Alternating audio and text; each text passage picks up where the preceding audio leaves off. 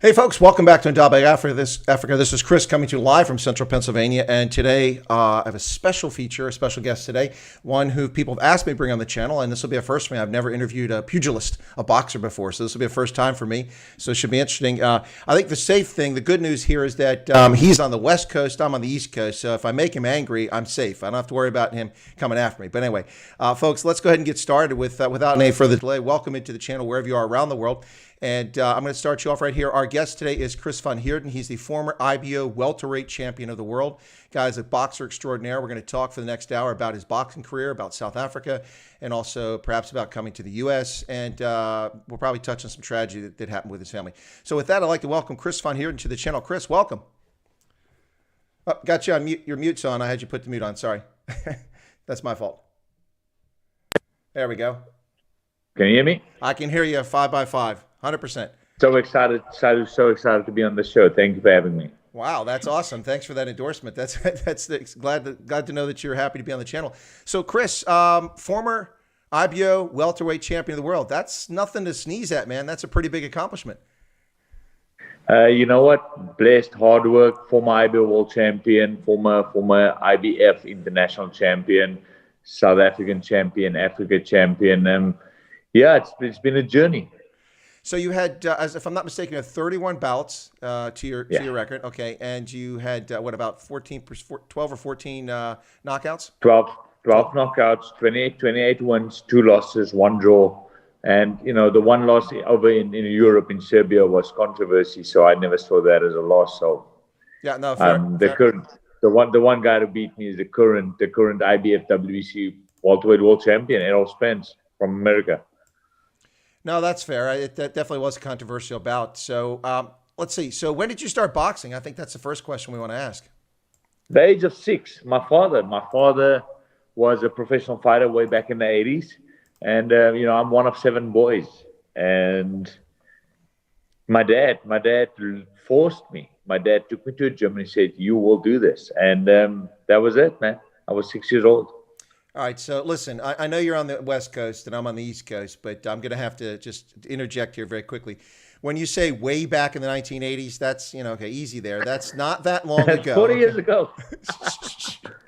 40 years ago.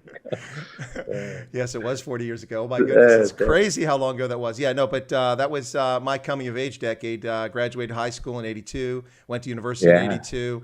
The best music ever, new wave back in those days. So the 80s have a special spot. I went to fought the cold. Best music, I do agree. Awesome. There we go. Agree. And also, speaking of agreeing, look what we're both wearing, folks. Both wearing Springboks jerseys. There you go. Yeah, this was not planned. This is totally just, I thought, hey, this would be good. No, that's awesome. But of course, my audience knows that I'm famous for wearing rugby jerseys on all of my live streams. Oh, there we go. Yeah, and I did a video a couple months ago back in July when Sia Khaleesi made some comments about Black Lives Matter. He kind of alluded to that and talked about his experience coming up in the rugby world. And all these people were talking about cutting up their Springbok jerseys. Well, I've got about 30 Springbok jerseys from different eras. And so what I said was, guys, I did a video for about 6 minutes. I said, you can cut your jerseys up, but see these jerseys? I'm not cutting these up. I ain't cutting nothing. That's too much money. That's just crazy talk. Yes, sir. Yes, sir. So actually, the jersey you have on, I had that on the other day. So I was just telling you before we got started. Okay. So your father got you into it at 6. You're did you say one of 7 boys? One of 7 boys. I'm the smallest, but I'm not the youngest, but I'm the smallest.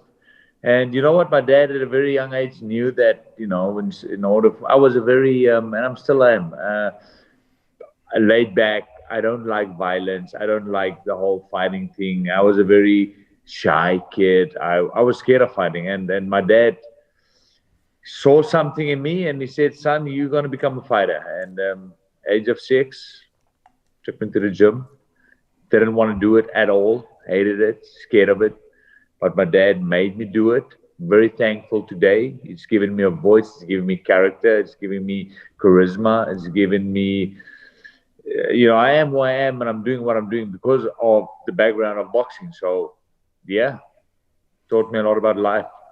No doubt about it. But so for someone who's not in the boxing profession, to me, it seems like boxing's a lot more than just, it's not just about fighting. It's about strategy. No. It's about finesse. It's about outthinking your opponent and also having a game plan. Does that make sense?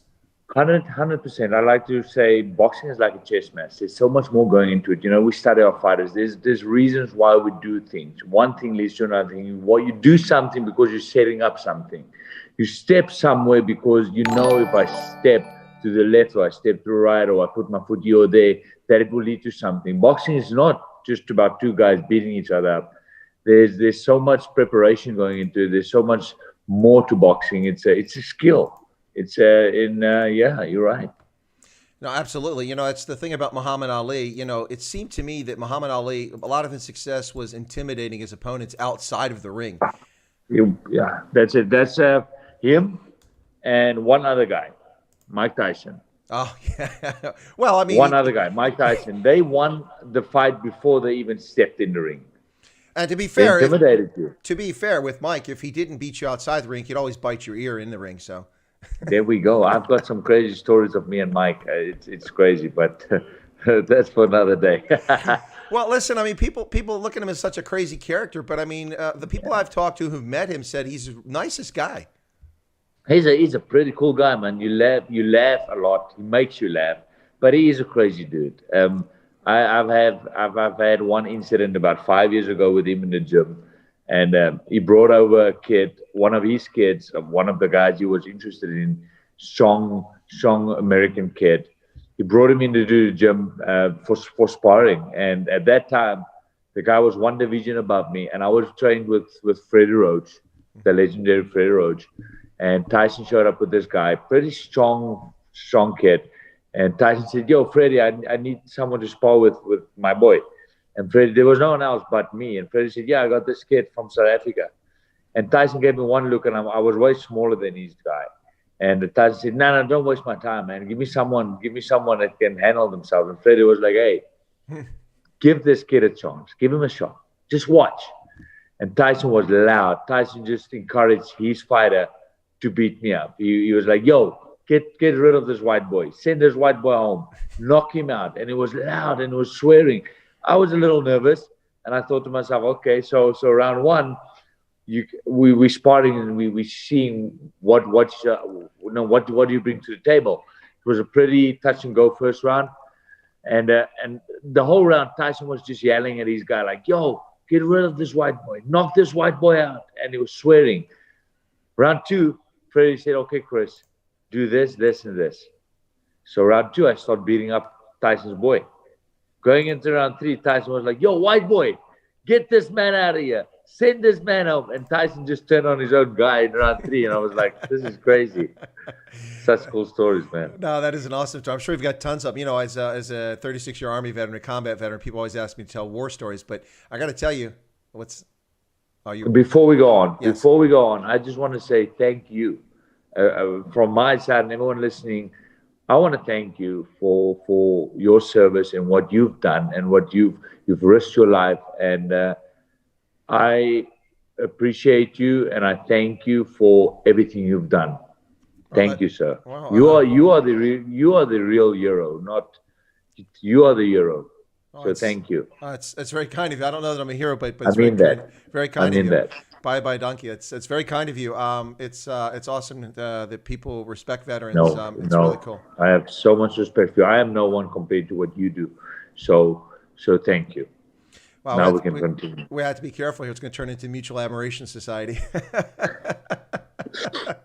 But I want to thank you. No, seriously, thank you very kindly. I appreciate that. And I lost my train of thought. What's that? Oh, yeah, I was saying, so as a military veteran, as war stories, people always want to hear war stories. And, some of them are quite horrific, of course. Some are quite entertaining.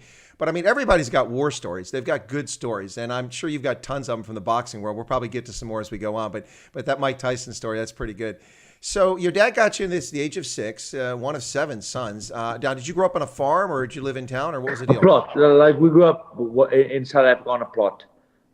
Pretty big house. My dad was a very hardworking businessman, so very successful. And we grew up on a big plot in Vereniging, just outside Vereniging. Okay, that's what I was curious about because when I look for your biography online, they're always saying that you were born in Johannesburg or you're from Johannesburg. No, just outside Vereniging, to be exact, Meyerton. Okay, cool. Now Do you know Hatton? yes, I know where it's at. I've not been there, but I'm familiar with it. Now I've been That's all over it. South Africa, but there's a few places I haven't been. A lot of towns, of course, but I've never been up to Mpumalanga, or I've never been to the Northern Cape. I've never been to Port Elizabeth, Nelson Mandela Bay. Oh, wow. But I've been all over KZN. I've been all over the Western Cape. I've been all Gauteng and Northwest. Been all over those places many times. So, and also in the Free State. I've been to the Free State quite a bit. So there was somebody in here just a moment ago, and I don't know, and this is always, I have to ask this question to make sure, and you could tell me or not, because when people say that's my brother, sometimes to me that's my brother in spirit, or, you know, that's what they, there's somebody here that says, his name is Kaz Dazzle, says, that's my brother. I'm so proud of you. Kassi Daisel. Yeah, that's my brother from my mother's side. Oh, yes. that's actually your brother then. Okay. That's actually my brother from my mother's side. Yeah. Well, Kas, welcome into the program, Kas. It's a pleasure to have you here. So that's pretty awesome. He's obviously very proud of you. That's cool. Yeah, he's a good man. Yeah. So, wow. All those, I'm the eldest, one of five. And then Steps siblings is like really 6 or 7 of us total. But so that's total. And I'm the eldest. But I can't imagine 7 boys. That must have been a nightmare for your parents. I mean, that's a headache. Yeah, man. You know what? My dad was a very strong, aggressive man, leader. He believed in men should be able to defend themselves. They should be able to defend their wives and their families. And so my dad was a fitness fanatic. Long story short, my dad went to the army as well, but he got thrown out within a week because he was just a crazy dude. But he was a fitness fanatic. My dad believed that men should know how to fight, protect themselves. And then, you know, and so growing up with brothers, we always had to kind of fight each other. And, you know, it was something. It was something. My dad always had the one brother worked up against another brother. Like he would be like, hey, Donnie, Chris is going to beat you on Saturday running. He's going to beat you. He better not beat you. So he'll work us up like that against each other. And that's our whole life. And that made us strong. And then, you know, that made us really tough men. I am who I am today. Let me just say this. I am who I am today because of my dad. That's awesome. Obviously, I'm a man of faith. And then God has blessed me with an amazing parent in my dad. But I am 100% the man I am today because of my dad. I could not have been or done what I've done and achieved without my father. And he's my hero, man. He was my best friend. He was my father, my hero, my best friend. Yeah. No, that's pretty cool. One of my favorite songs actually is one not with not a lot of lyrics to it, but it's awesome. It's by Kurt Darren, Yes and Legend, talking about his dad. Yes, I love that song. I love that song. It's brilliant. It's beautiful. Yeah, it's amazing stuff. So 7 brothers. Do you have any sisters or just the 7 brothers? You ready for this? Okay. I got 6 sisters. Oh, dear God. What are you guys, rabbits or Irish? I'm one of 13. I'm one of 13. Long story, but my dad was my dad was a Casanova. My dad, and I'm one of 13. So I've got 6 sisters. I always say this to people. I always say this to girls when I go, you know what? I've got 6 sisters. I know how you guys, the mind works. But the moment I think I know how the mind works of a woman, I realize I don't know nothing. Even with 6 sisters. No doubt. 6 sisters. Oh, my goodness. Yeah. I saw. Luckily, none of them is in fighting. Luckily, none of them is into fighting. Because women do box, and some of them are quite talented. Yeah, sure. They do. And some of them are dangerous. Yeah, very dangerous. But no, I was saying very quickly, are you guys Afrikaners or are you Irish Catholics? Yeah. 13 kids. No, Afrikaans, Christian. I know you're Afrikaans, but I mean, but you sound like Irish Catholics or Afrikaners. Dude. You sound like Trek boers from the 19th century with 13 kids. Yeah, man, it was something growing up with a big family. I can imagine. And for me, I grew up in all kinds of circumstances, including on a farm. I ran a dairy farm as a kid, but as a teenager, but also lived in housing projects in all black neighborhoods. In South Africa? No. I actually never lived in South Africa. I've been there like 400 plus times, but I lived in Botswana. Wow. But I'm just talking here in the U.S. Yeah, no, I grew up in all kinds of circumstances here in the U.S. in poverty and then middle class and then back to poverty. So I've seen all kinds of things. It was an interesting childhood, but not 13 kids. 5, that was enough hanging around the house. Quite an experience. So, wow. Okay. Do you have to have a laptop or a tablet just to keep track of all the email addresses and mobile numbers of your siblings? I mean, and are they all in the world? Thanks to Facebook. You know what? Thank you to Facebook. They remind you of birthdays. They remind you of everything. Thanks to Facebook. Yeah. So no, but so are your siblings? Are they all in South Africa, or have some of them moved around the Everyone, world? you know what? All my siblings, every one of them are in South Africa. You know what? I was always a dreamer, and then as I had the vision when I was 18 years old. I knew I wanted to be in Los Angeles. I knew I had to get out, and almost 7 years ago, Christmas Day 2013, I just made the choice. I said, I'm getting on a plane and I'm going to go chase my dream. And the first one to come to America. And 2020, the best year ever, said no one, but I just got my green card. And Wow, congratulations. yeah, so it's been a good year for me. And but I mean, yeah, I miss my family. Every single one of them are still in South Africa. Wow, that's amazing. It's a lot of people are trying to bail and get out of South Africa these days because it's become Yeah, I horrifically get dangerous. swamped every day with people asking me to help them, and I tell them, I say, hey, it's not that easy, man. No, exactly. And a lot of people, especially early on my channel, ask me, "How do we get?" Because they know I was a diplomat. I was military, but I served with the diplomats in 8 different embassies in Africa. And they're like, "How do we get to America? How can you help us get a green card? How do we get out?" And the thing is, as an American citizen, I have less rights than people who win the visa lottery. You get these people come over the visa lottery, and they get here, and then they're allowed to sponsor family members to come over. I can't sponsor family members to come to America or Yeah, people that I know as a citizen. So it's not as easy as people think it is, and our standards yeah. are. People don't realize. Even for myself, it was. I've got it now, so they think, oh, he's got it. He knows that. I said, you guys have no idea what I went through to get to where I am. It's not that easy.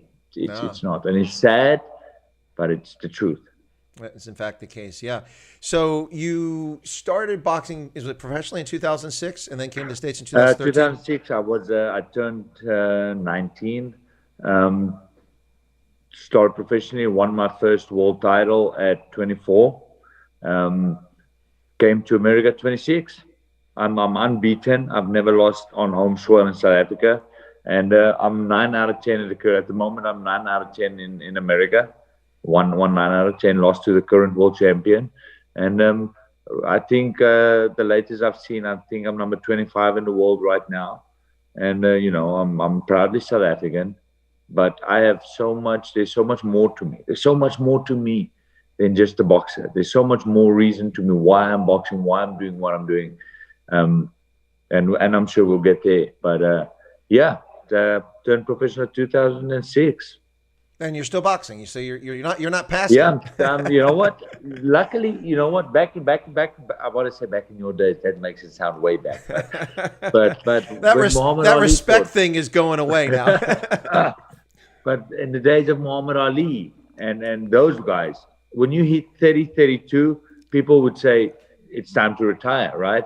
It was old. Yeah. Now, when you hit 30, 30 is the new 20 because of the whole nutrition fact, the whole way of training, the science behind it. I'm 33 years old. Well, I don't feel 23 anymore. I know there's this, but I still have a good 5 years left. If I live a very healthy lifestyle. I work out every single day. Still very active. I was scheduled to have the biggest achievement of my life, in my career at least. On October 10th, I was going to headline Showtime TV in the main event here in America, and the event got cancelled, COVID reasons. But we are. I'm knocking on the door of a big opportunity, mainstream.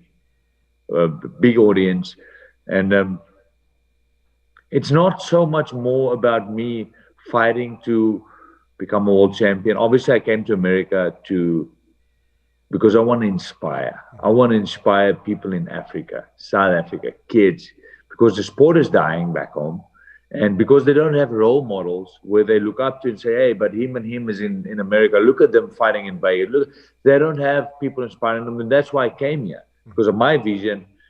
But over the years, especially the last 2 years, that whole reason has changed so much more than me fighting to inspire people and show them, oh, I'm living in America. It's now more fighting for my people, fighting to be a voice. So I'm fighting and I'm working extremely hard to get on that platform where I get on live television, like Showtime, in a main event, where I get the media attraction, behind the scenes stories, where I can speak out about so much more. So I'm not only fighting for me anymore. It's now, oh, I got to fight for my people, the voice. And still very, very much active. Yes, sir.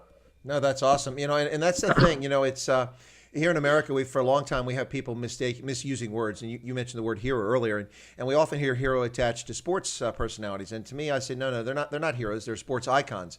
That's it. Yeah, sports icons. This. And so, but the important thing is that celebrity does come with advantages. Particularly, you get a platform. A following. You get a following, voice. you get a platform. voice. You get a platform. People will listen to what you have to say. Sir. I mean, look at Officer Tatum, that black police officer who spoke out a few years back about Freddie Gray and Ferguson, Missouri, and all these Trayvon Martin things. Yeah. And he said, people, you guys, you're worshiping thugs. You got the story wrong. This is not the truth. So he was a cop for a couple of years, but then he left, and now he's a broadcaster, he's a YouTube personality. He has over 1 million people subscribed to his channel. When he speaks, hundreds of thousands of people listen, and that's the value of celebrity if you use it wisely. That's the benefit of it if you use it wisely. That's it. Yeah, man. You know what? I get you. I feel you, and that gets me sometimes upset when people they misuse the word hero so often. I've had people that say, "Chris, you are my hero." I'm like, dude, I thank you. But I'm not deserving of that word. I'm a sports icon. I'm a motivator. I inspire you. Use that. But you know what? To me, a hero is someone that steps into that risks their own life for someone else, for the safety of other people. Someone that's ready to offer up their life. Yeah. Someone like you.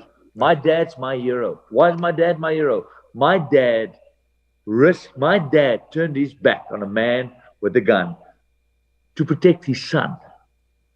That's a hero. Yep. That's a hero. And, we all know where that ended, but that's a hero. Someone that is willing to risk their life for the safety of someone else. And that's why you are the hero. You're the hero. No other sports figure is a hero. You are the hero. And people need to understand that.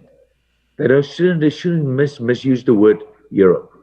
I agree. It's kind of like the word racist. It's so devalued because it's used all the time. It doesn't have the weight that it once did. It's misused. But heroes the same way. So when I came back to the States from Tunisia in 2001 after 9/11, I came back a couple months after 9/11 from my assignment.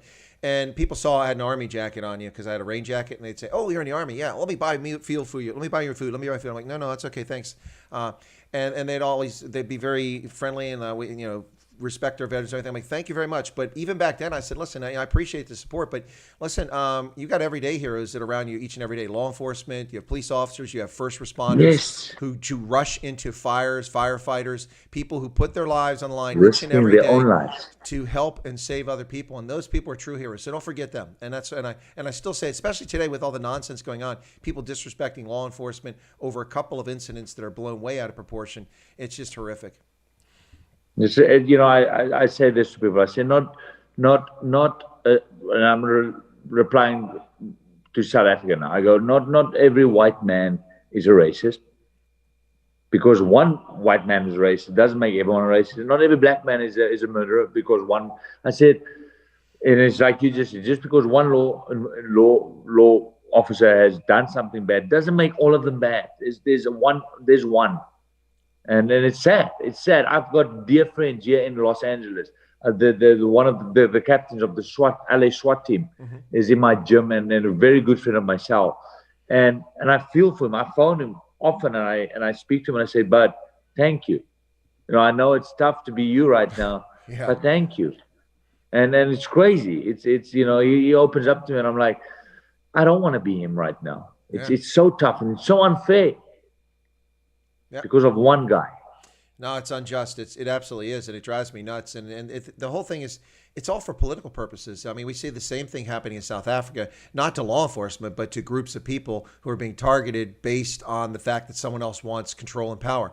And it's really, really sad. And that's what's happening here in the U.S. It's really heartbreaking to see that. So let's shift a little bit so we don't get all choked up here talking about stuff that's really bad news. But So let me just ask, as a boxer, I mean, you're still active. So, I mean, what kind of routine or regimen do you have? Because like you said, it's a decade later, now we're years later, and it's about the science, it's about nutrition, it's about the technology, it's about being all smart. That stuff. Yeah, about being smart. So, my whole life, my dad had this one thing. My dad said, you have to be the hardest working man in the room.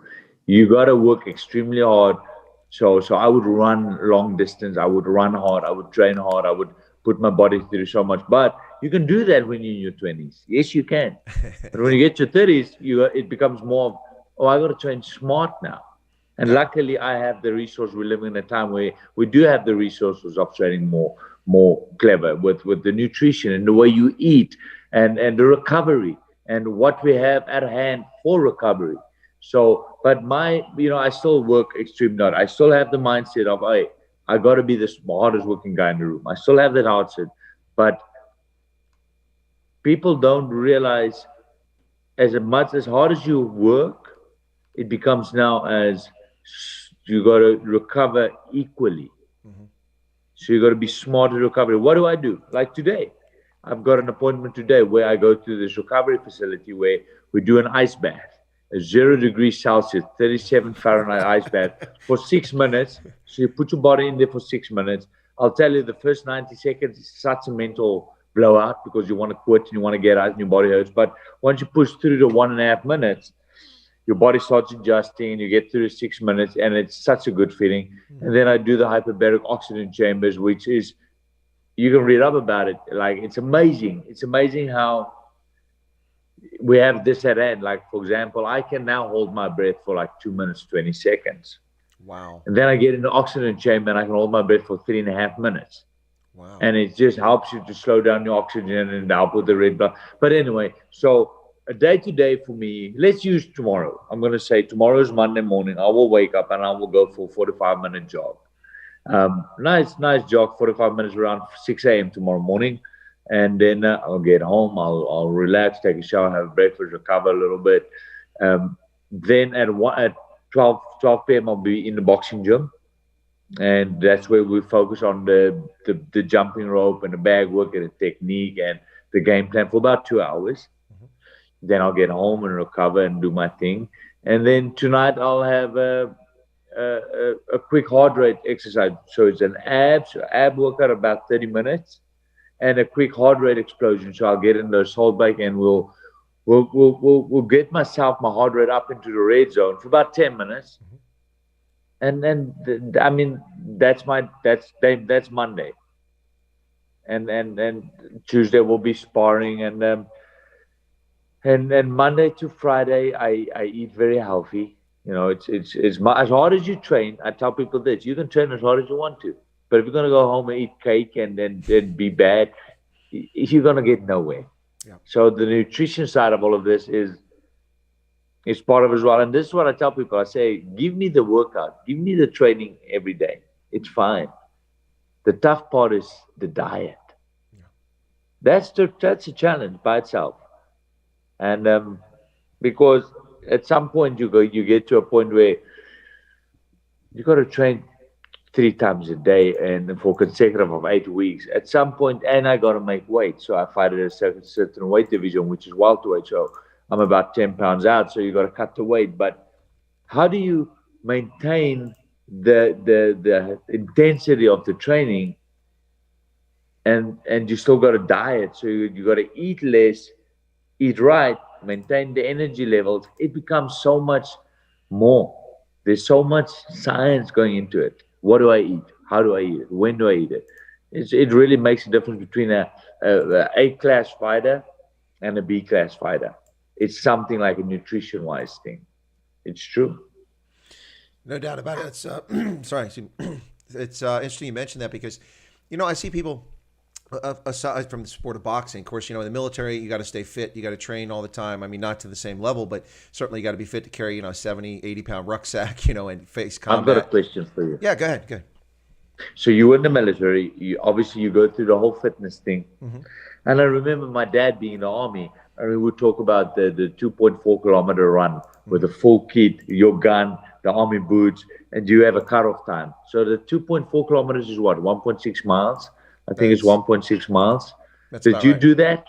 Can Well, you remember that you guys did that? Oh yeah, we did. It depends what you do in the military. The guys in special forces do some things beyond that, but just generally in your training when you come in, yeah. No, we did 30 Can you kilometer. remember your time? I mean, it's completely obvious because you guys had it way tough. You had the full kit, the gun, Well, the army boots. that's not a testing requirement, but we did that in basic training, and they didn't. Can you remember your cutoff time? Well, they didn't time us because we ran as a unit, which made it harder for me because I have long legs, and they take those short steps.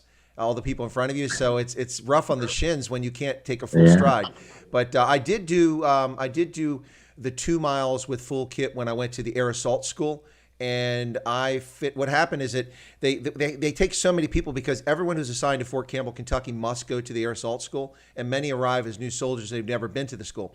So the division has like 18,000 soldiers, so they have constant courses all the time to go through it. Now this course, air assault is where you rappel out of helicopters, and then you prepare jeeps and trucks to be carried by helicopter, so it's called sling loading. So you do it. But anyway, so what you do is you go through this, the first day, the 0 day, you show up, and I did this in December. You show up, and what they try to do is they want a lot of people to fall out because there's too many people there. There's not enough slots. So they take off, and they give you 2 miles to run around, and you take off, and all these people sprint, and then they don't know that you're running 2 miles. They just know that you've got to finish with the group. So it's only 2 miles, so they psych you out. So you go down about a half a mile, and you start to lose people already because they try to sprint and they can't keep up. So my friend and I just took off at a normal pace, which is faster than most people, but not at the very front. And we watched all these people who just couldn't make it, just fall behind us. And as we ran around, it was a small wood there. We went around the forest and came around. And at the end, we lost about 60% of the people, and then we formed our class. But from then on, we did like 12-mile ruck marches, which were timed. You get a certain amount of time. But my friend and I were at university. We were cadets in officer training course. So, we were young and fit, and we wanted to finish. So we typically jogged the whole way with the rifle and with the Kevlar and the rucksack and everything. Yeah. So I don't remember the time. That's 30 pounds add-on, 30 pounds? Well, in that case, it was 30 pounds. But a lot of times you go to the field, you got 50, 70 pounds, and you got your real kit for war. But 30 pounds. Yeah. And of course, you're doing that in boots too, which is brutal. Instead of doing it in running shoes, not Nikes, Nikes. No trainers. No, I don't wear Nikes anyway. I stick to Asics, but no trainers. Hey, I'm an Asic. My running shoe's an Asic. Good job. Best running shoe. No doubt about it. By the way, Asics, if you want to sponsor this channel, we'll be happy to say that again. This is not a paid spot. That's right. But we did do. Now we have. All the time, you have to do a test. The Army's just changed its physical fitness test after 40 years. They've just now changed it, which is this ridiculous test. But our test was basically 2 minutes of push-ups, 2 minutes of sit-ups, and 2 miles running.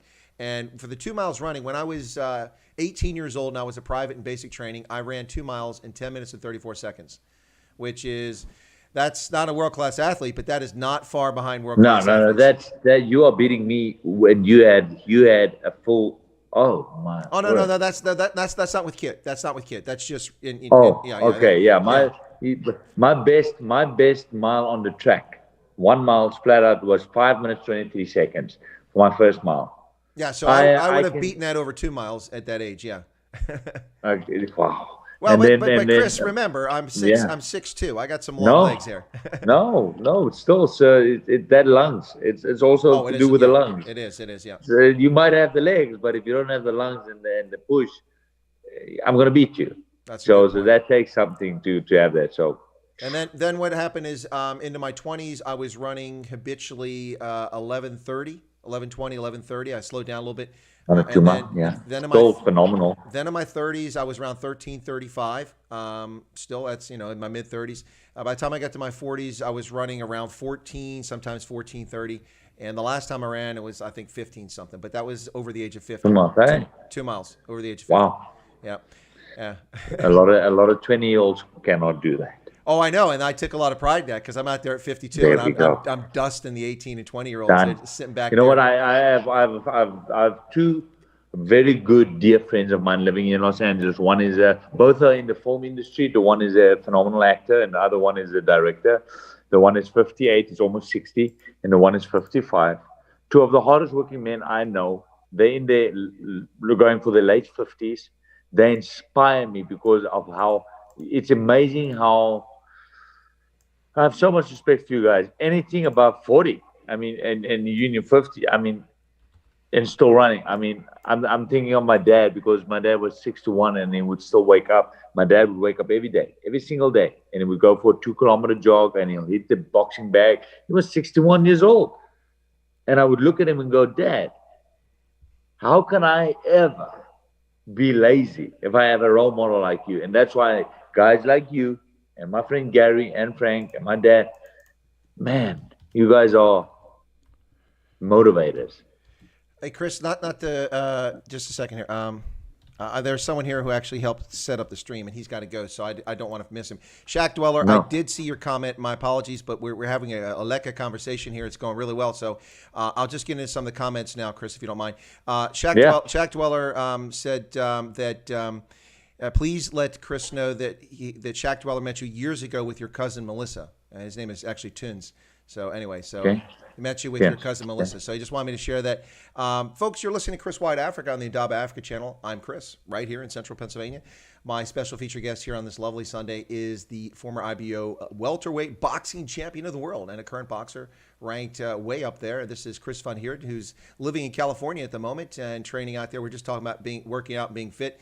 And so let me get to some of the comments before we get back to Chris here very quickly. There was me to you said, got in the ring one time. That was to teach a bully a lesson. He was very big and he bullied me because I was a small guy. I punched him once. He fell like a tree. And since then, I've never lifted my hands again. Yeah, that's it, man. That's awesome. How do you beat a bully? How do you beat a bully? You stand up against him. Exactly. That's right. And that's what, speaking of bullies, maybe we'll talk about Julius Malema a little bit later on, but standing up to bullies. But let's see. So Chad Blingnote says, access to all the resources in the world count for naught if your heart and mind are not committed. This is how many pro boxers lose their titles to younger and stronger up-and-comers because they're not committed to it. So that's a good comment.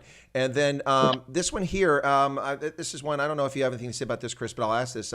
Chad Blingno asked if I can ask your thoughts about Corey Sanders as a boxer and his untimely death. Any thoughts on that? Oh man, I knew Uncle Corey personally, and I mean Uncle Corey was one of the reasons I dreamed of becoming a world champion and coming to America, because he came here and he knocked out Klitschko. He fought both Klitschko brothers. He destroyed the one, knocked him out in 2 rounds, and then fought the older brother, which could not knock him out, but did stop him round out.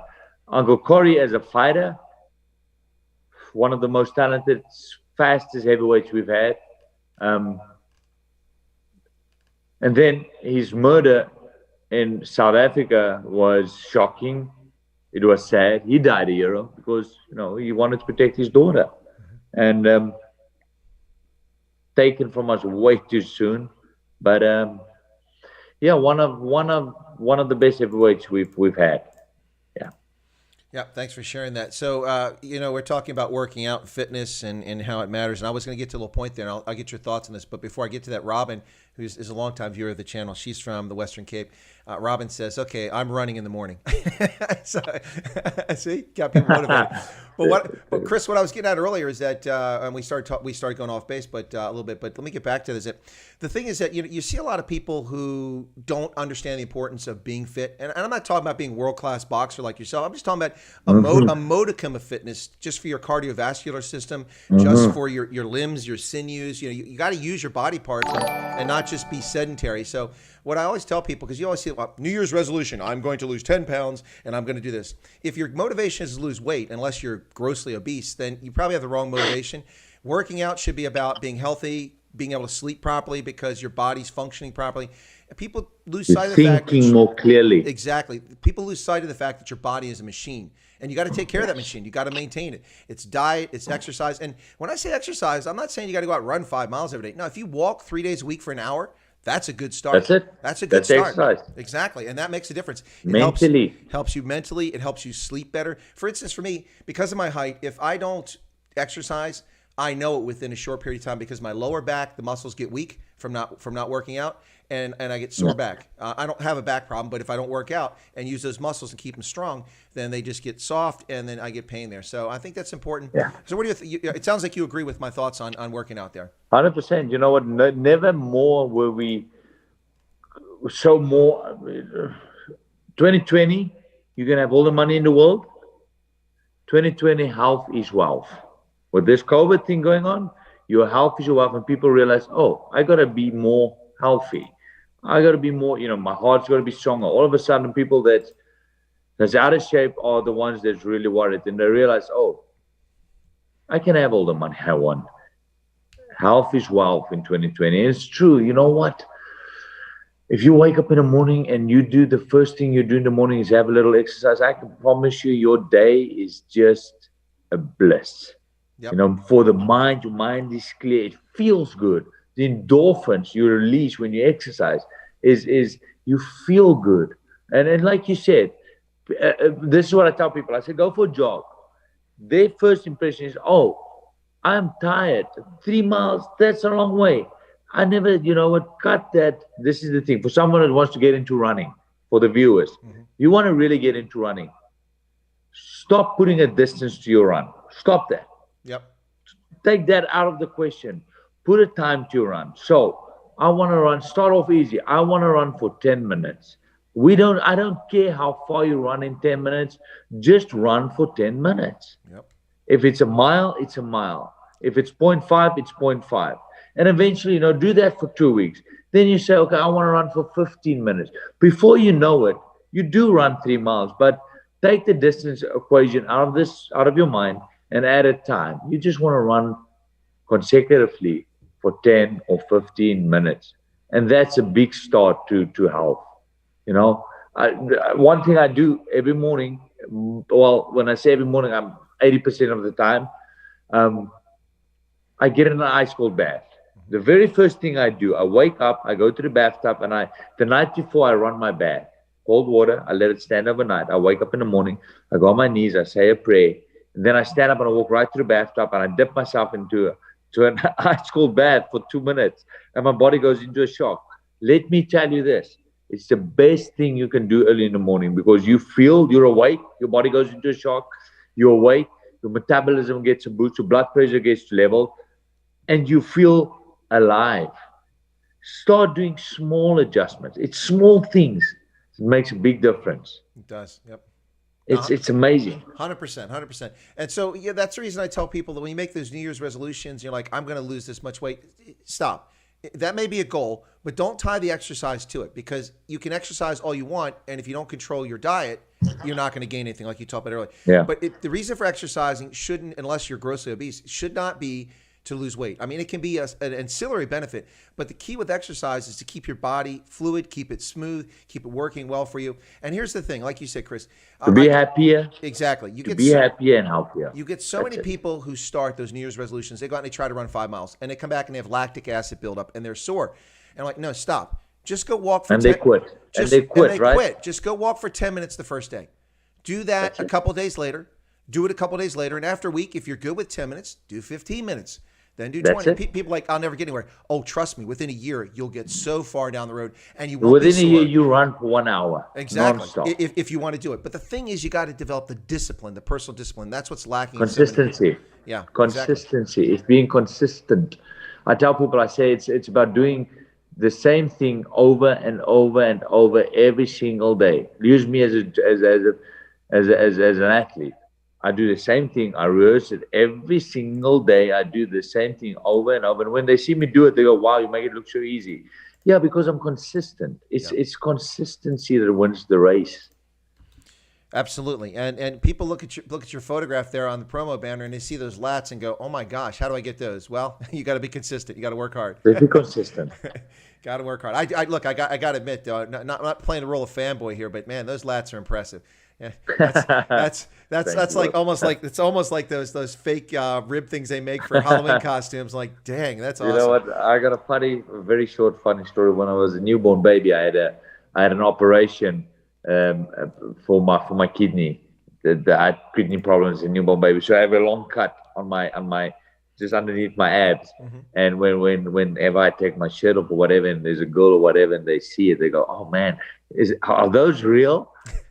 And I'm like, you know what? I have the scar to prove it. I go, "No, it's implant, but you can touch it if you want to." So they're like, "Oh, I want to touch it." And I'm like, "Oh, that's hilarious." Fake. Yikes, that's pretty funny stuff. So Robin, once again, Robin says she works out every day. She's the one that says she'll go in the morning, the one from Western Cape. But she says that she does work out every day. But now this is really motivating her. That's awesome. I mean, if nothing else we've accomplished on this stream, Chris, we motivate some folks about their health, which is good. I think that really makes a big difference. There's a couple other comments I want to get in here very quickly. Ron van Rijmen, who is in the Netherlands, and often comes on and comments in Dutch as if everybody in Afrikaans understands, and we don't. No. but we love Ron. Appreciate him being on here. But Ron van Rijmen says, Colonel, I did not know Chris van Heerden until now, but he must be a very good boxer. His ears are in perfect shape. And tell his father now his best place there is. Let that be some comfort. Oh, okay. I think he's saying your dad's in a good spot in the afterlife, I think is what he meant to say. So I believe that. I believe that. And they're mistaken the cauliflower ears between boxers and MMA fighters and wrestlers. We are not. We all 99% of boxers have good ears. But thank you. Yeah, and also people that get in the scrum in rugby. You notice I don't have colorful. That's it, and the rugby. You guys are the guys with the ear problem. Yeah, no, but I'm on the wing, so I don't have to worry about that. Let those guys go fight in there. So listen, that kind of brings up a topic. It's a sad topic, but we did say we could talk about this ahead of time. So I mean, a lot of people watching the stream, Chris, are not from South Africa or not necessarily familiar with your career. Yeah. So one of the reasons that's good. Well, but one of the reasons that, talk about having your voice, there's a chance to have it right here and talk about your people, your folk, is your father, unfortunately, was murdered. And so if you could talk a little bit about that. And I understand that, like, the person who murdered him got, like, $300 bail or something like that. And $300 bail. And the man it's almost 2 years later, and the guy is still sitting at home. I mean, that's just, what South Africa has come about. I mean, the politics and the law and all of it is just, it's corrupt, and it's let's talk about it. Yeah, let's. So what my happened father, with your dad? my dad, my dad was shot in his back with his back turned to a man with a gun. There's footage on YouTube about it. If you go on YouTube, by a coward. There's footage. There's footage of it on YouTube, and you see the gentleman, the man standing with a gun in his hand, and my dad didn't even have any weapons, and the guy said, "I feared my life." Well, you're the one with the gun in your hand. But let me get even into it more, and let's talk about Julius Malema. Mm-hmm. Let's talk about the EFF. Yeah, sure. That and there's it. I've got, I'm not making these things up. I call a spade, and there's evidence to prove it. This is a political party that stands on a podium and sings songs about killing the boer, the white man, the farmer. They sing songs about this. They openly on national television and radio motivate these things. Now, there was a man that pulled a gun and shot my dad in his back. I forgave this man, okay? If I want to fight for my people, and when I say I want to fight for my people, I talk about every color. I don't just fight for, believe me, there's black people in that country that's lovely human beings. African people that's lovely, that wants to just live in peace and see, this corruption and crime and stuff just end. I fight for those people.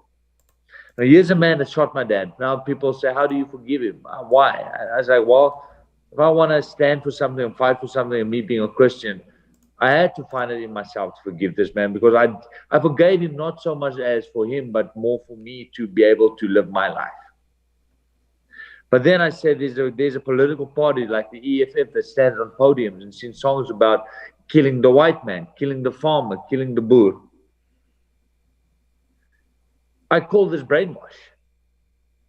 There was a man that pulled a gun and was comfortable enough to shoot my father because it's out in the open. They hear songs about this. They hear this being motivated for a second. He thought that's okay.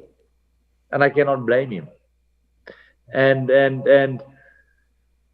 yeah, man, it's I've got all you asked me about my family. Every single one of them are still in South Africa. Every day I fear for their lives because I know how they are living. I know what's going on in South Africa. And yes, black people are being murdered. White people are being murdered. For some reason, farmers are now the main target. Farmers. And I speak about this and I say, we see how our farmers are being brutally murdered. Feet are being cut off, like just in brutal fashion. But they kill our farmers because of hate, because of land. They said we want our land back. Well, if we're not going to stand together as a nation and stand up against this, well, we will be Zimbabwe very soon. People are going to be starving because the farmers feed the nation. How can you not put your mind around it? How can you not? They're not just feeding one race, they're feeding the nation. And soon, at the rate our farmers are being murdered at the moment in South Africa, there won't be food. We will just be another Zimbabwe going down the same line. And that is alarming to me because of the good people in that country. Mm-hmm. And the media is covering this. The media is throwing a deaf ear to this, or they're hiding this. I don't know. But, I just, after losing a father to this, or losing a dad to this, and I'm in America, I just feel the need that if I can shine some sort of light in it. And that's what I'm saying. I was going to fight on Showtime television, October 10th. Mm-hmm. We had a huge media coverage that was going to back me. And that was a platform for me to openly speak about why is Chris van Heerden fighting. And I'll tell you this, more and more people are paying attention. I have people coming to me, American people, American friends, that comes up to me and say, dude, what's going on in South Africa? Like, wow, why is the world why doesn't the world know about this? Well, it's slowly, we're getting it out there. And what's it like? It's a crazy. It's kind of a cover up. So I mean, honestly, the media intentionally ignores this, and I try to explain to people that they wonder why governments aren't saying or doing anything about it. It's because they're stuck in this mindset that South Africa is April 27th of 1994, and that people are standing in miles-long queue to vote for the first time, and it's the Rainbow Nation and Kumbaya. And there may have been a path where that was happening for a while, but with the ascension of Jacob Zuma and the state capture that started taking place in South Africa, it really has changed. And people have this fake, what I like to call Ramaphoria, because Ramaphosa coming in like he's going to save the country and do things. I caution people that that's not true. The guy's not the brilliant businessman that they make him out to be. He's also a person that is deeply involved in a lot of the corruption that was taking place, and he's not going to change path. In fact, he's made it worse. South Africa today is more dangerous and worse than it was under Jacob Zuma. That's a hell of an accomplishment, Cyril Ramaphosa. What an accomplishment. The country is more dangerous. So did you see, Chris, you're talking about the Kill the Boer song, kill, shoot to kill. And of course, they sing it in English now to make sure that people know exactly what it is. Because and what they're saying. Exactly, so you don't mistake it. And then on the 16th of October, what we call now Senegal 2, the second event took place for the arraignment. The EFF went there, bussed in people from Johannesburg, gave them a couple airtime scratch cards and a T-shirt, and something like that, and a little bit of chibuku or something to drink. They show up, and they're there to protect state property, which is not their role. That's the role of the police, the military, the intelligence services, and the bureaucracy of the government. But they show up to protect state property, yet they tear the street signs down, they smash the concrete rubbish bins, they leave their refuse all over the street, and they just cause chaos. And then their leader, Julius Malema, gets up and spends 20 minutes, I listened to the entire speech, in English, and everything he said is sewage, racist, bigotry against white South Africans, all prosecutable under South African law, a violation of South Africa's law, and nothing's happened. Not a single charge. And just before that, he calls his fighters out to attack clicks over an ad from a third party, and they attack 44 clicks chemist locations around the country, including a petrol bomb at one of them, and they intimidate customers who are trying to come in and buy their medication or life-saving medication at the pharmacy. Can't do it, as they loot and pillage. No charges against Julius Malema for inciting that violence. And then, on top of that, on the 16th of October in Senegal, his number 3 gets up and starts singing in Zulu and then says the important part in English, call the fire brigade, burn the Boer out, burn them down. And then within 48 hours, 247,000 acres in northern Free State are in flames. Homes burn, farm laborers' houses burn, crops burn, and then people start sending trucks with the relief supplies from Gauteng and Northwest down. All over. And they attack the trucks and burn the trucks. They burned a truck with concrete on it and looted a truck with bags of concrete, and tore all the bags of concrete up. What the hell is that? That doesn't make any sense. What has that got to do with it? Right. What the hell? You can't even say, well, that was because they were hungry. Well, they're not hungry. You don't eat concrete. That's an orgy. Well, I hope they don't eat concrete. That's an orgy of violence it's an orchestrated domestic terrorist campaign against South Africans of all races. It's motivated. It's motivated. It's people say, how can you say it's motivated? It's what do you call it? It's motivated. Your leader is motivating the killing. Come on. Yeah.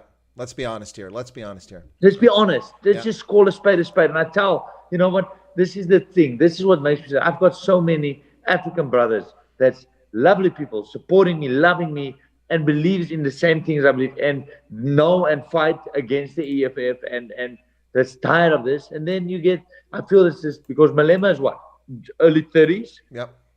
Early 30s, young leader that's now brainwashing the uneducated young youth. And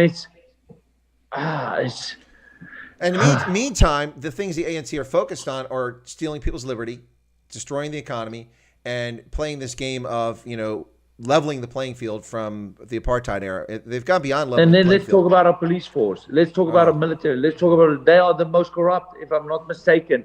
They are the most corrupt. Yeah. You know what? I go back home once a year. I was back home in November last year for my sister's wedding. And it's not even funny anymore when you get pulled over by a police officer or whatever. The first thing they do is they ask you, hey, that's it. This is it. They pull you over and they say, hey, boss, I'm hungry. What can you do for me? Then you know what you can do for him. And all they need is a little bribe. You give them 20 Rand, 50 Rand, by the way, $1 or $5, and they let you off. It's crazy. They let you off. They are so corrupt. Yeah, absolutely crazy. And I think to myself, then I live here in Los Angeles. Now, Los Angeles has got its own problems. America's got its own problems. But I'm talking about the police force, the military out here. Man, it's scary. You get pulled over, your hands on the steering wheel. There's no bribe. You pay for your mistake. Mm-hmm. And that's the right thing. That's why you pay your parking ticket, you pay your traffic fine, you stop at the red light, because you know what's the consequences. South Africa, the people that's supposed to protect you, is in on all of it. They are so corrupt. Well, the farm murders, we've seen evidence of law enforcement involved in the farm murders, police firearms used in the commission of the murder and assassination. And as you got to earlier, these aren't just murders. It's not being shot. These are 4-6 hour, all night long torture sessions in which children are gang raped, babies are dropped into boiling water in a tub, electric prods are used, cattle prods are used, pliers are used. It's throats. I mean, we saw in August a 26-year-old Indian woman on the Ayub farm in Veenen, down in KZN. She had her 4 and 8-year-old son. They broke in the house. They were in the bedroom with her. They took her into the bathroom. She's 4 months pregnant, obviously pregnant, and they cut her throat and left her to die. So she died, of course. I mean, brutal. Brutal. Okay. And let's not talk. Let's talk about this. Yeah. There's. It's not like Julius Malema saying the white boer, the Afrikaner. There's good black people that's being murdered by black people. Good African people that's being murdered. The lives are taken by their own people. Every single day, over 50 black South Africans. By their women are being raped, kids are being raped and murdered by their own people, but they blame the white man. And I'm like, guys, wake up. Wake up. Absolutely. No, it's crazy because it's just the nonsense that is perpetuated in what people say. It just goes on and on. And I talked about this story about a young man in Soweto just about a week or so ago, 10 days ago. He and his best friend, they were standing outside her place in Soweto, and she's a young lady, and they're talking, and this gang of Tutsi come up and start harassing them.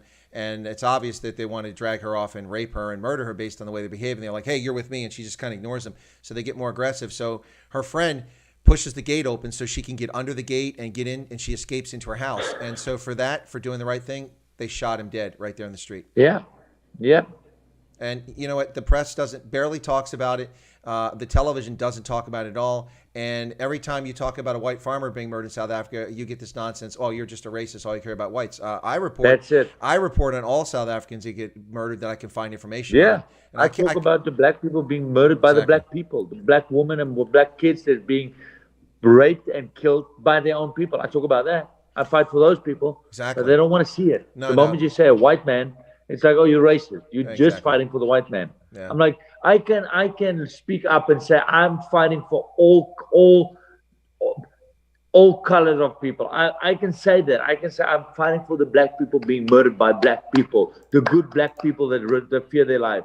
And then I can add on the back, and I'm fighting for the white man that's being murdered. And then the only thing they want to see is the fact that I said, oh, fight for the white man. They're like, oh, you're racist. And I'm like, do you not hear or see what I'm saying?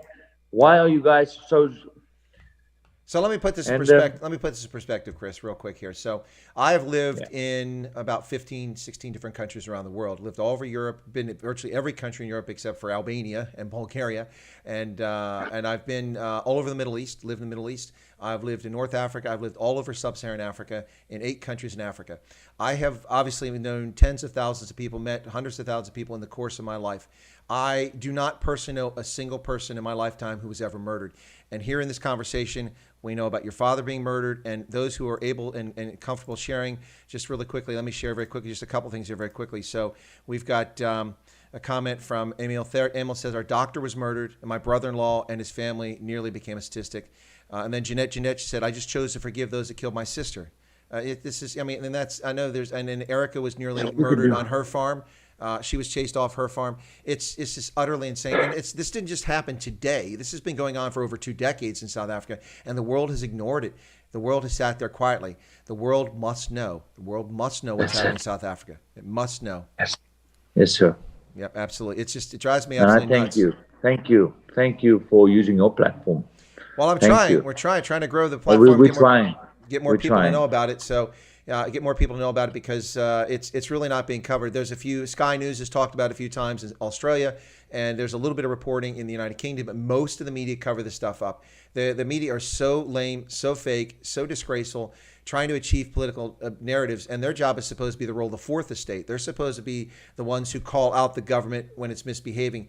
Who's calling out the ANC? While people are burning farms and burning livelihoods in South Africa, the ANC is suspiciously quiet. In fact, they attempted to cover up the fires when they first started because they reported that it was a service delivery protest. Of course, the problem with that lie is that this was at 4 a.m. when the fires were started. And who is out on a rural road in the Free State in the pitch dark, not near cameras, not near people, protesting a service delivery at 4 a.m. when there's a lockdown and no one can be on the streets at 4 a.m.? What an utter bunch of nonsense. They think that people are that stupid. That's how unsophisticated they are as liars. It's really disgraceful. Really disgraceful. Yeah. So let's shift again back real quick, Chris. We're at 1 hour here. So, folks, you're listening to Chris White Africa on the Indaba Africa channel here. And awesome guest today. My guest is former IBO welterweight, welterweight champion of the world, Chris van Heerden from South Africa, who currently is living in California. And I'm sorry about that, Chris. I mean, we could do better for you in America than California, but anyway. Yes, no.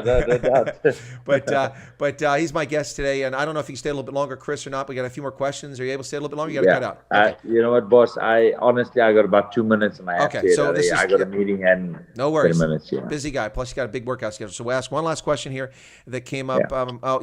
Okay, so this is from Hank Klopper. He said, who was or who is your favorite South African boxer?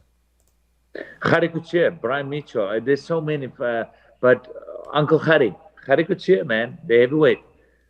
Harry Kutcher. That's it. And I'll ask my final question, Chris, and I'll invite you back. When we hear you got another match, we'll please. You're welcome to come back on the channel. So listen, my question to you that I really wanted to ask you, I'll play the role of fanboy here, okay? Because come on, tell me the deal. So what is your most memorable bout? And it may or may not have been when you won the championships, or it may have been another bout. Which is the one that sticks you with the most that you'll always remember? Obviously, the night I won the IBO world title was the night I won the world title was such a huge highlight of my life. But also my first fight with Freddie Roach, the legendary trainer Freddie Roach, because I spoke about this. I believed it as a kid. I said, my dad said, one day you'll be able to be with Freddie Roach. Now, as a kid growing up in South Africa, seeing these legends and Manny Pacquiao on TV, it's only a dream, but I believed it. So my first fight, not only did Manny Pacquiao, not only did Freddie Roach, I had Freddie in my corner, the fight was also in Madison Square Garden. So I did. I fought in Madison Square Garden with Freddie Roach, and I remember that feeling of walking into that arena and the energy in that place. And I realized, I said, I've done good. I've done good. So it was 2015. I fought an unbeaten fighter with the name of Cecile McCulley. It was 20-0, American kid, and I had Freddie in my corner, and we won him, and we beat him in Madison Square Garden. That was a big one for me. No, Madison Square Garden, I've been there. It's an amazing arena, and it's right there in the heart of New York, in Manhattan, and you just soak it all in. It's just amazing. The energy in that place is just unbelievable.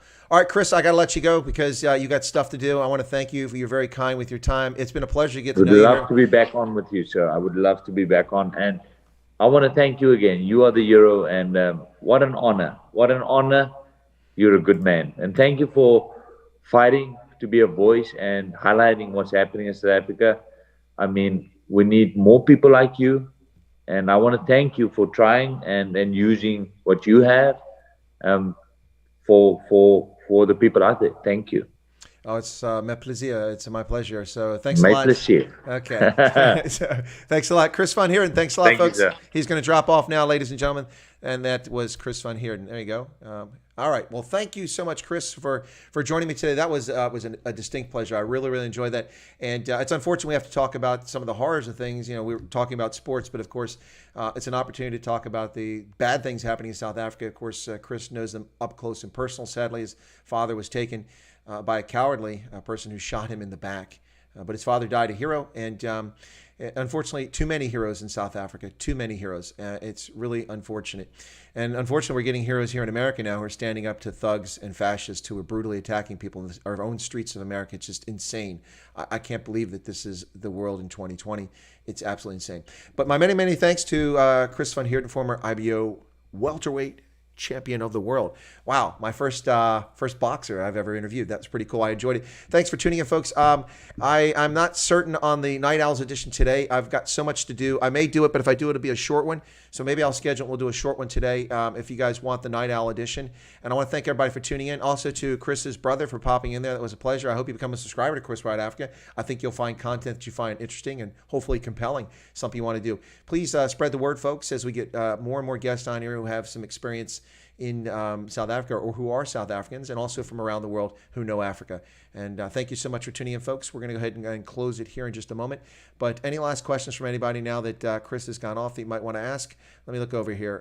Looks like Roberto Wilco. There you go. I haven't seen that before. Welcome. And thank you, everybody. All right. Well, then we're going to go ahead and close it out here. And I want to thank everybody for tuning in. Just need to get over here so I can see my screen to make sure that closes stream out properly. There we go. All right. Well, thanks, folks. I guess I'll do the Night Owl. What's this? Adam Stander says, Chris van Heerden's brother is also a nice guy, Danny. Yep. All right, cool. Well, I didn't get a chance to meet his brother. We just had that one line where he popped in there, so thanks for that. And AC says, California compared to home would be like paradise. Well, California compared to most places like paradise. Unfortunately, it's run by a bunch of absolute lunatics right now, and most of its congressional representatives are lunatics. And with the loons running the asylum, it's difficult to say things about South Africa. Anyway, folks, thank you so much. The one and only one, thank you for what you're doing. Well, you're most welcome. It's my pleasure. I hope that you guys get something useful out of this, and please share the word. Share this on your social media platforms, whether you use Instagram. By the way, if you look below the video, if you're curious to find more about Chris or follow him, his Instagram and his Twitter links are in the video, in the description below the video. So check that out. It's a good place to go find information about him and learn about his upcoming bouts and follow his career if you want to do that. All right, folks, I'm out of here. I think I'll schedule a short Night Owls edition later on today. So, Danny was EFC champ. Well, thank you for sharing that, Adam. I didn't know that. All right, cool beans, folks. God bless. Thanks a lot. We'll catch you here later on the channel for a short, abbreviated edition of the Night Owls edition. The Night Owls edition of Stray Vulture Day. Thanks a lot, folks, and many, many thanks once again. Bye a donkey, Chris van Heerden. It was a pleasure having you on and a pleasure getting to know you. All right, folks. Cheers. Whoa, look at that. That's all messed up. Should have shut that down first.